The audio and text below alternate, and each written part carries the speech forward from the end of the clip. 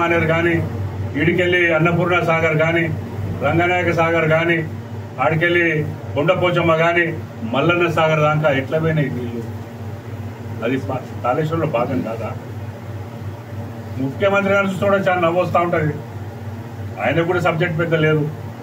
ఏమంటాడంటే అప్పుడు మేము అనుకున్నాము, ఇది మల్లన్న సాగర్ కూడా మేమే అనుకున్నాము, నువ్వు కడితేంది మేము అనుకున్నామంట. ఆయన 1.5-2 టీఎంసీలు అప్పుడు అనుకుంటున్న వాళ్ళు అంతే. అది 50 టీఎంసీలు చేసిన ఘనత ఇలా చేసేది. అందుకని ఇలా బాహుబలి మోటార్లు కానీ పంపులు కానీ ఇలా 207 కిలోమీటర్ల టన్నెల్లు కానీ 1531 కిలోమీటర్ల ఏది మన గ్రావిటీ కెనాల్ కానీ 98 మీటర్ల ప్రెషర్ పంపుతోని ట్రావెల్ కానీ ఇలా 19 సబ్స్టేషన్లు కానీ ఇలా పంపులు ఇవన్నీ కాళేశ్వరం భాగమే. వాళ్ళకి సిగ్గుండాలే మాట్లాడదాన్ని.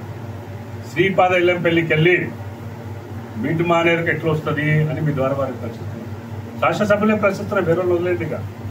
నువ్వు ఈ ప్రాంతంలోనే కదా మాట్లాడుతున్నావు కదా, కాళేశ్వరం నీళ్లు వాడలేదు గోదావరి వాడిన అంటే గోదావరి నీళ్ళే వస్తున్నారా బాబు?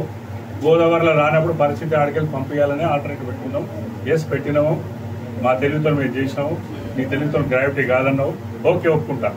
ఆ మొత్తం 3 ప్రాజెక్టులు కలిపితే 10,000 కోట్లు 94,000 కోట్లు ఎట్లా తిన్నారు? 1,00,000 కోట్లు ఎట్లా తిన్నారు? మీ ద్వారా నేను ప్రశ్నించేది ఏంటంటే శ్రీపాద ఇల్లంపల్లి నుండి మిడ్ మానేరుకు ఫ్లడ్ ఫ్లో కెనాల్కి ఎట్లా వస్తుంది?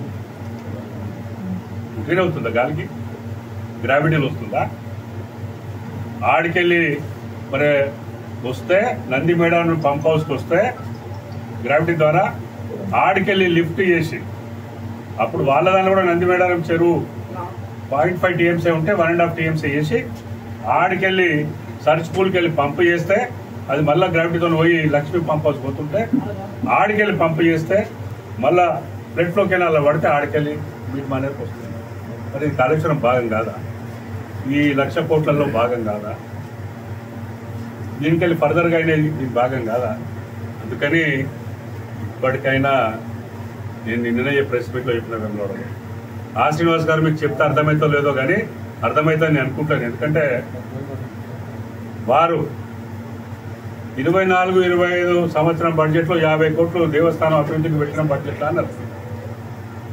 25-26 సంవత్సరం 100 కోట్లు పెట్టినా ఇప్పటివరకు 150 కోట్లు పెట్టినా అన్నారు. మీరు ఒక్కసారి మీకు తెలిసే ఉంటుంది కానీ మళ్ళీ ఒకసారి చెప్పాలి. 24-25 మార్చి అయిపోయిన తర్వాత అందులో వాడకపోతే ల్యాబ్స్ అయిపోతే మీ అందరికీ తెలుసు, ఆదాయం ఏం మీకు తెలుసు. అది కూడా ఉండదని చెప్తే మీకు గదే జ్ఞానం పరిజ్ఞానం లేకపోతే ఈ ఇరిగేషన్ ప్రాజెక్టులకు నీకు అర్థం చేసి శక్తి లేదు బాబు అని మీ ద్వారా వేములవాడ ప్రాజెక్టు కదా. దౌర్భాగ్యం ఏంటంటే తల్లిబుల్లి మాటలో ఏడుస్తూ తెచ్చుకొచ్చును కానీ నీకు అర్థం చేసుకునే సమస్యను అర్థం చేసుకోవాలి. మా ప్రతినిధి మాట్లాడినప్పుడు ఆ మాటలలో సత్తా ఉండాలి. లేకపోతే వేములవాడ ప్రజల మీదనే ఒక మచ్చ వస్తుంది. ఎటువంటి ఎన్నుకుంటారా వీళ్ళకి కూడా, వీళ్ళ నాయకుడు ఎట్లుంటారు, ఈ ప్రజలు ఎట్లుంటారా వీళ్ళకి కూడా తెలియలేదని మచ్చ దేకు బాబు అని మరి సమయంగా మనం చేస్తాం. ఎక్కడైనా తెలుసుకొని మాట్లాడాలి, సబ్జెక్ట్ తెలుసుకొని మాట్లాడాలి, అవగాహన తెలుసుకొని మాట్లాడాలి. అందుకని ఇవాళ కాళేశ్వరం ప్రాజెక్టు బీఆర్ఎస్ గవర్నమెంట్లో అయింది.